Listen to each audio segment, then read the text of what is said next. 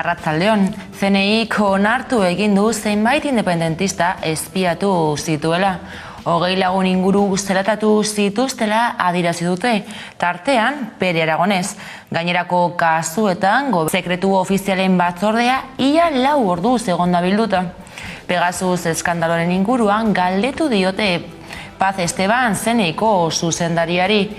Bestalde, Alderdi Independentistek eta Unidas Podemosek berretzi dute beharrezkoa dela ikerketa batzordea eratzea. Gabriel Rufianek irteeran aurreratu duenez, ez du dagoeneko ezagututakoaren berri handirik eman, baina esan du espioitza atzerriko gobernu batek edo estatuko erakundeek egin dutela legezkotasunetik kanpo. Hola, señora Esteban. Teme, por supuesto. Buenos días.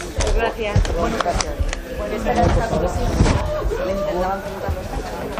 ¿Qué espera el señor Rufián de esta comisión? Nada. Nada de nada. Nada de nada. Nada de luz. Es que no se puede decir nada. O sea, entonces no espero nada.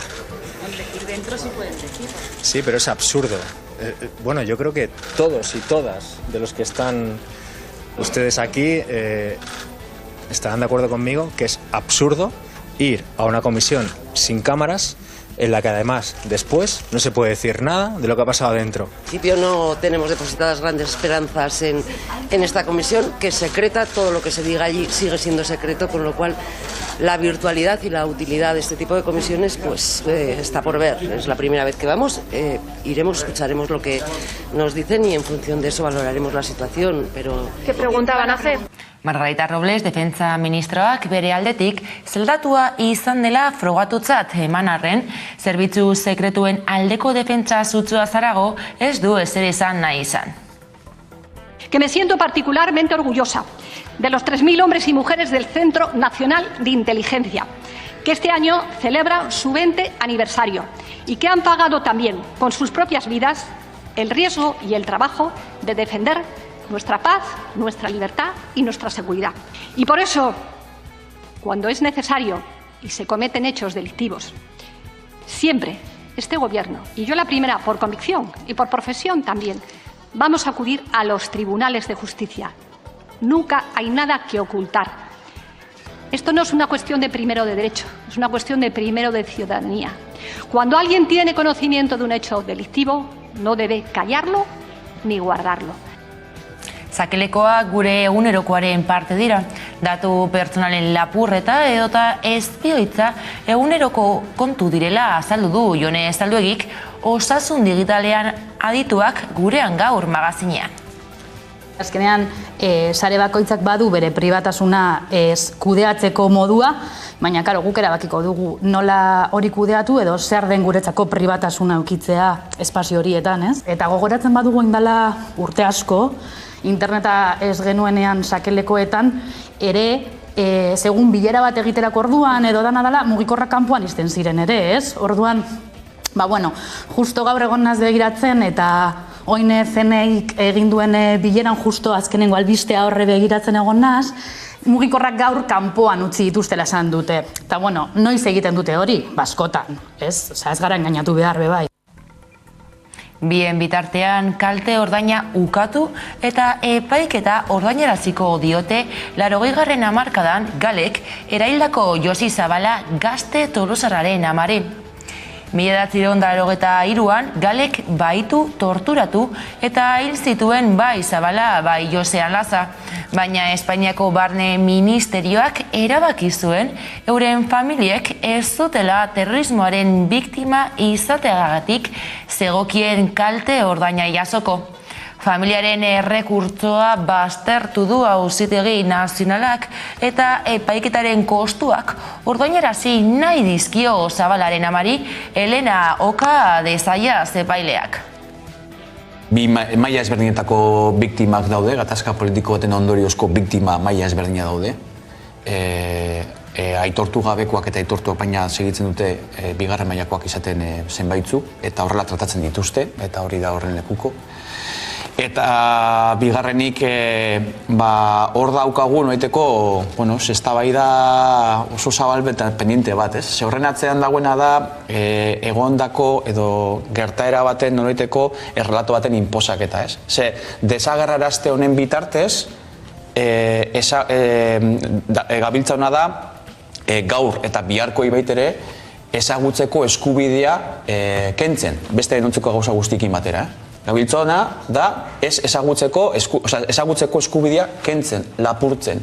Eta guri dagokigu, eta gare gehiago gainera, gatazka bat ondino konpondu gabe daukagunean, dagokiguna da jendarte demokratiko baten testu inguruan, emondako gertara guztien nolabaiteko ezagupena izateko eskubidea eta baliabidea jartza horretarako, aitortua izateko eta nolaiteke erreparazio klabetan bide bat egiteko aukerak, ez? Eta jakinik horrelako egoera lasgarrik eta muturrekoetan erreparaziorik nagusina izan beharko liratezkenak zinezkoa direzela ja gauzatzea, behintzat aitorpen ofizialetik gertuen egon daiteken bide bati ekin beharko zitzaion. Eta horrelako adibideak guztiz kontrako norabidean jartzen gaituzte, ez? Eta jartzen gaituzte baita ere zelako testu inguruan, ez? Aurkitu nahi gaitue. Seguramente zenbaitzuek eukingo dute gure mugikorretatik informazio asko adierazten dutenak, baina gero horrelako egoeraren aurrean eztabaidan bereina inposatzeko noiteko nahi bati erantzuten diote, ez? Eta oraindik orain bide luze bat daukagu jendarte moduan egiteko. Ipar Irlandan asamblederako bozak dituzte gaur. Sinn Féinek dena du aldeko estreinakoz lehen ministro kargua eskuratzeko. Unionistak dezeroz daude eta dupek ez du ziurtatu gobernuan sartuko den errepublikanoek irabaziz gero. Ipar Irlanda duela 100 urte sortu zuten protestanteentzako lurralde protestante eta britaniar bat izateko, baina aldaketa bat gertatu zen bidean eta unionistak jada ez dira gehiengo beratza dituzten lurretan. Are, mende bat lehenengoz, Irlandan iparraldeak Irlaren batasuna nahi duen lehen ministro bat izan lezake Michel O'Neill errepublikanoa. Artean etxe kaleratzea gertatu da. Arteako emakume baten eta bere seme-alaben etxe kaleratzea izan da. Indarkeria matxistaren eraginpean egondako familia dela gaineratu du kaleratzerik ez mugimenduak. Hainbat auzekide elkartu dira ama eta seme-alaba hauen kaleratze ekidin nahian.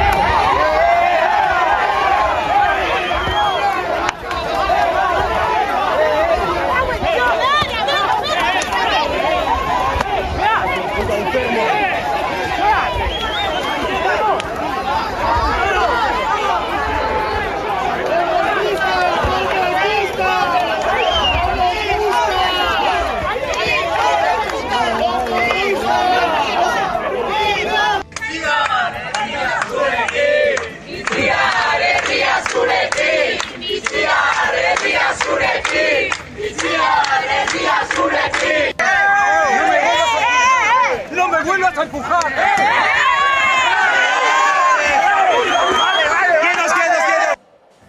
Oinarrizko errentak etxe askotako egoera hobetuko duela aldarrikatzen dute hainbat gizarte mugimenduk. Gasteizko legebiltzarrean ordea ez du aurrera egin proposamenak. Angel Elias oinarrizko errenta ekimenaren izenean egon da gurean. Eta Laura Mintegi atzuko irakasleak gainera premiazko beharra defendatu du gurean gaur magazinean. Bozketa amaituta, 26 boto alde, 47 kontra, beraz ez da aintzat hartu herri ekimena. Aukera erabakigarria dugu Euskal Autonomia erkidegoaren lege garapenerako. Administrazio publikoek ordainduko leuketen diru sarrera proposatzen du. Baldintzarik gabe eta banaka. Gure erkidegoan bizi diren pertsona guztientzat. Legebiltzar honek eztabaida eta erabaki funtsezkoak hartzeko aukera du esku artean etorkizunerako. Administrazio publikoek, herritar guztiek bizitza duina izateko behar dituzten baliabiekin kontatzeko duten eskubidea bermatzea. Oinarrizko errenta exigitzen du zerga beste moduan egitea, non gure gizartean gehien dituztenek gehiago ordaindu behar dutela. Gaurko eztabaida orain arte legegintzaldi honetan eman den eztabaida interesgarri eta garrantzitsuenetariko bat dela esatera ausartuko naiz. Herri ekimen legegile bat eta 22.000 pertsonek baino gehiagok babestu duten proposamen bat eztabaidatzea dagokigu. 1983tik Kongresuan aurkeztu diren ILP guztiak atzera bota dira. Denak. Frackingarena eta beste hainbat atzera bota dira.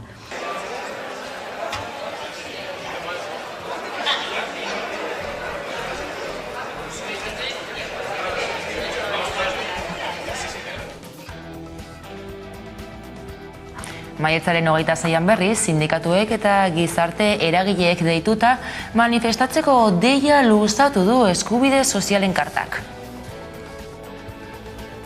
Birkokoben prozesu hau bururaino eramango dugula, uda baino lehen, larunbata honetan bertan bada eragile sozialekin egingo den batzar bat, nolabait Birkokoben prozesuaren azken txanpa honi ekiteko, eta esan bezala ekainerako gure aurreikuspenak dira Birkokoben prozesu horrekin amaitzea eta karta sozialaren ildoa eguneratua, egungo testuingurura eguneratua ekartzea eta baita ere bere antolaketa eredua ere berritzea eta eraginkortzea. Beraz, karta sozialan egin dugun irakurketa honek eramaten gaitu ondorio oso argi batea, eta da egoera honi buelta emateko mobilizatu behar dugula. Soldatak, pensioak eta prestazioak defendatzeko garaia dela, momentu honetan premia handia sortu dalako gure gizartea. Mobilizazio gehiago Gipuzkoan, Zumarragan, lehen osasun arreta azpiegitura nahikorik ez duela eta bizilagunak antolatzen hasi dira. Jarraituko dutela mantentzen larrialdiak, baina 40.000 biztanle baino gehiagoko osietan edo herrialdeetan. Beraz, gu 26.000 inguru geranez, elitzaiguk tokatuko. Iruditzen zaigu ez dela bidezkoa. Batez ere, ez dagoelako infraestrukturarik antolatuta, behazaina junalizateko pertsona askoentzako. Hainbeste egoera larri gertatu daitezke, eta behar dugu nahita nahiez berreskuratu zerbitzu hau. Amerikako Estatu Batuetan atzeraldi historikoa emakumeen eskubideen alorrean. Gorenak aitortu du emakumeen haurdunaldia eteteko duten eskubide konstituzionala bertan bera botatzeko lege proiektua duela esku artean. Analizia kolpez-kolpe zaioan, Miren Legurburuk. Badaukagu izan ere, gola sartu digute Amerikar Estatu Batutan abortuaren aurkakoek, errepublikarrek, ultrakatolikoek, ultraeskuindarrek, fastistak, alegia, gola sartu digute eta agian abortua debekatzera doazela. Kieto, kuidau. Zer esaten duzu? Badirudiela batzuetan egonkortuta dauden eskubide batzuek ditugula eta honek erakusten duela ez. Horregatik da oso garrantzitsua zein jartzen den, erabaki guneetan eta horrela. Eta Estatu Batuetan denak begira geunden bitartean Trumpek egiten zituen txorakeriak eta horrela, Trumpek jarri zituen eskuin muturreko epaileak auzitegi gorenean eta arrisku bizian dago hamarkadak indarrean daramazkin eskubide batek, ez? Horregatik, gauza batzuen aurrean ezin da atzera pausorik eman. Gainera beti esaten da, ez da, badirudi lege bat eta hainbeste hamarkada ditunak, honek ez dauka atzera pausorik, ez da, hau egonkortua dago, ezin da horrelako oinarrizko eskubidea eta atzera bota, bai. Eta gainera bitartean, Estatu Batuetan, hainbat estatuetan, estaturik atzerako hienetan eta horrela nonbait egondu dira, horrela legeak ez dutenak erabat hausten konstituzionala den eskubide hori, baina bai asko zaildu eta oztopatzen duena eskubide horren egikaritzea. Orduan, kontu handia eduki behar dugu. Ematen du justizia neutrala justizia. Eta hauek atzera bide honetan. Maialen Ferrerasek azalduko dugu asko zebetan.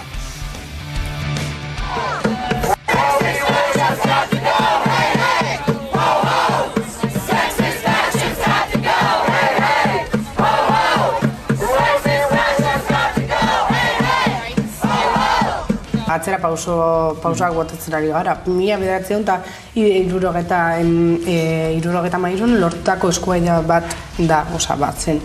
Eta hau gertatzen bada, Mexiko bezala pasako da, ez?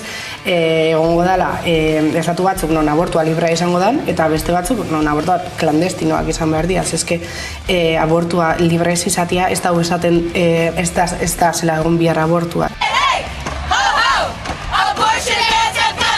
Askatasun pribatu moduan, hau oso garrantzitsua da, niretzako eta emakume guztientzako.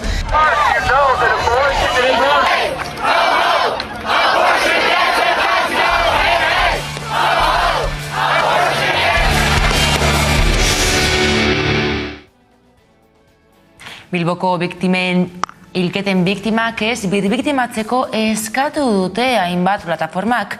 Auziaren arretagunea hiltzailaren estrategian jartzeko eskatu dute eta hildakoek ez birbiktimatzeko harremanetan jartzeko aplikazioak erabiltzeagatik are gutxiago gertatutakoaren arduraduntzat jotzea.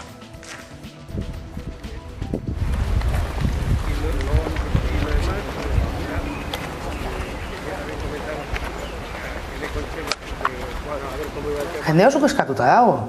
Zelan da posible gaur egun dana digitalizatuta egonda, IP bat ez lortzea eta nondik nora joan dan informazioa eta nondik nora sartzea. Politikariak izango balira, pan, sortzi agertzen badira hildak, gizarte ortengo litzateke, hemen zeu gertatzen ari da. Baina, maritxuak dira. Orduan, igartzen da gure islada, gizartearen islada.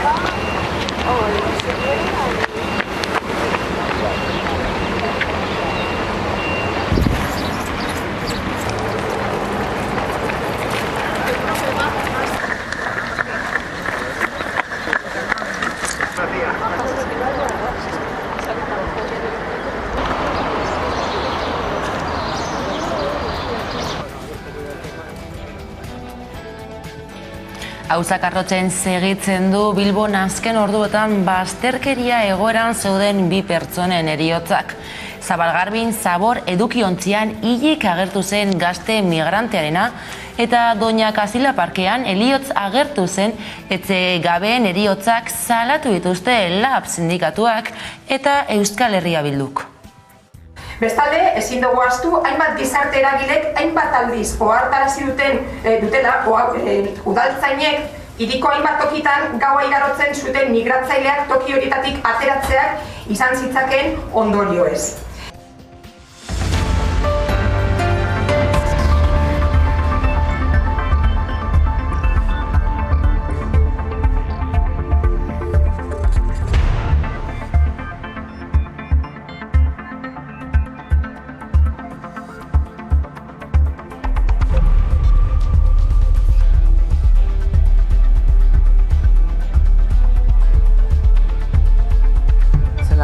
Kriminalizatzen ari den jende migrantea eta batez ere zelan bota egiten ariak ez edo zein lekutik eta inolako, kentzen ariak iezala eskubide guztiak.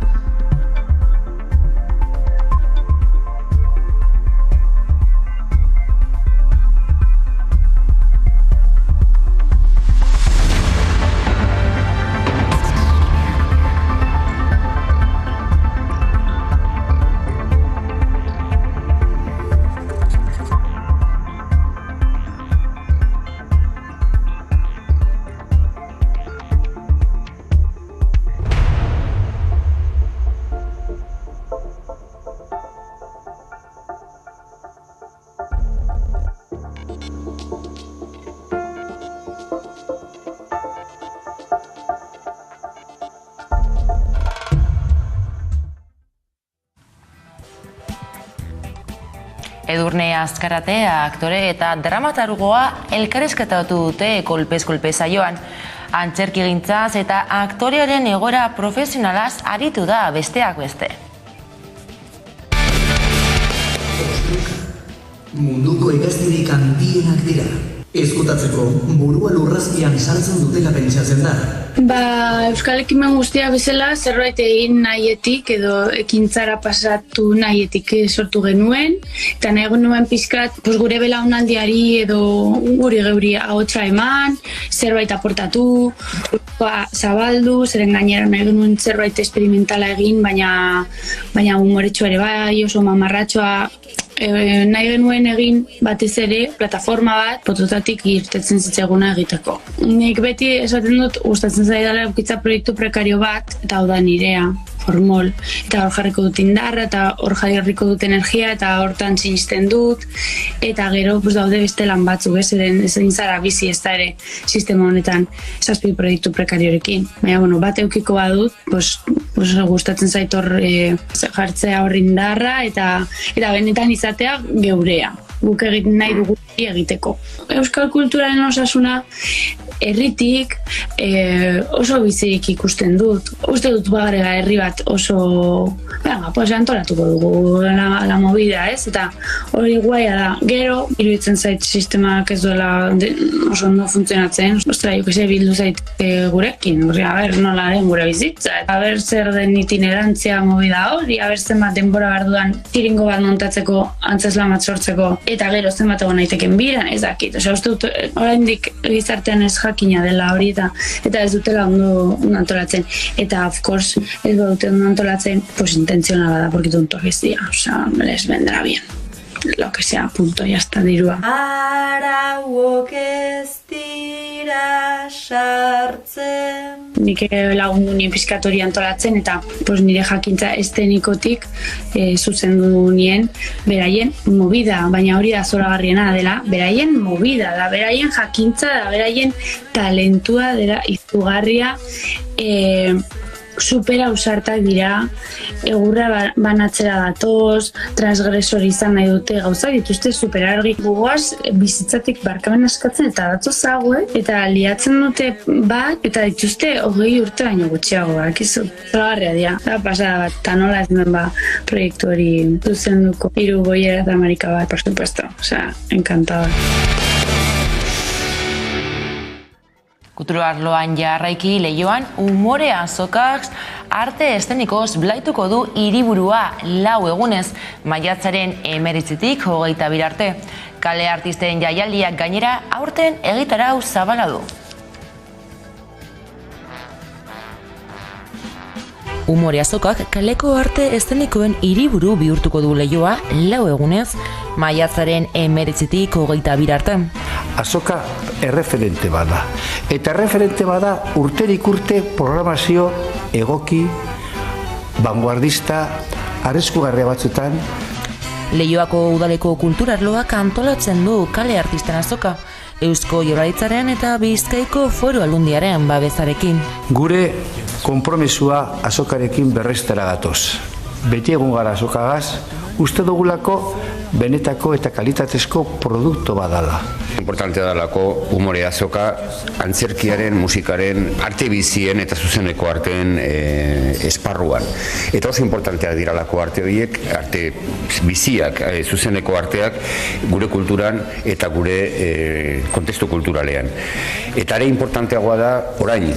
Azokaren 10. edizionek bere zedeekin irmo jarraitzen du. Izan ere, kaleko arteen garapen industriala sustatu nahi du. Hori dela eta, 40 konpainietatik, iardia euskal herrikoak dira. Eskaintza zabala izango du aurten umore azokak, dantza, musika, zirkua, antzerkia eta akrobasiak uztartuko ditu kale artisten azokak. Euskal Herriko konpainia nagusienek euren ikuskizunak aurkeztu ahal izateko gunea eskaintzen du umore azokak. Kultura eta sorkuntza lanbide bat ere badala, ofizio bat badala, eta horrek kalte handia sufritu du, olengo egoera hontan, eta beraz, bereziki garrantzitsua da umore azokak daukan bigarren hitz hori azoka. Badirudi, eta nahi beti gustatu izan zait izen hori umore azoka, ematen duelako umorea dagoela alde batetik eta gero azoka bezalako gauza serio bat. Bueno, nik uste esanen behar dela, umorea dela oso gauza serioa, askotan azokak baino serioagoa, baina bilak uztartuta egotea oso importantea da. Aurten gainera 500 proposamenen artean hautaketa lan handia egin ondoren 19 Euskal Herrikoak eta 21 nazioartekoak, horietatik 16 Espainiako estatukoak. Orotara 80 ikuskizun programatu dituzte. Bizkaiko kulturako egutegian azoka nahita nahiezko beharrezko itzordu badogulako. Edizio honetan gainera dantzak zerezan handia izango du kale artisten azokan.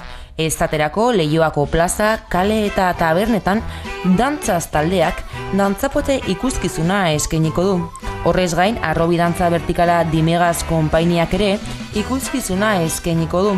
Dantza eta eskalada uztartzen ditu harria berria ikuskizunak. Kaleko ikuskizun onenaren Max sarirako izendatu zuten gainera. Zirkoaren atalean berriz, adibidez, orain bi, Lapez, Mitzel eta Franziska, eta trapezionista Kia konpainiek Leioako umore azokaren programazioa osatuko dute. Kale artistan azokak baina baditu proposamen abanguardistagoak. Mentalismoa Jon Zabalaren eskutik, antzerki piroteknikoaz gozatzeko aukera Deabru Beltzak taldearekin, eta Torre Mansion Japoniako talde berritzailea ezagutzeko aukera ere egongo da. Horiek eta askoz gehiago egongo dira umore azokan eta egitarau osoa umoreazoka.org webgunean eskuragarri dago. Kultura garailatzak bizi ditu azken urteetan, baina plazara bueltatu da, eta kulturaz gozatzeko aukera paregabea da Leioako umore azoka.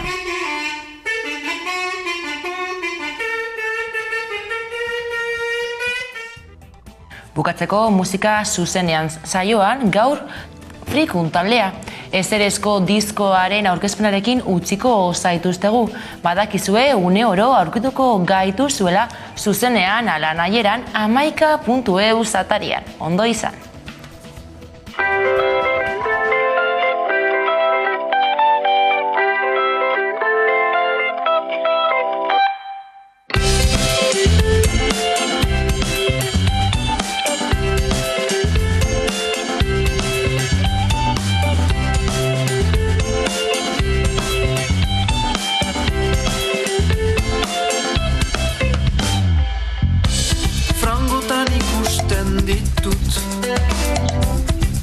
Jende hautsiak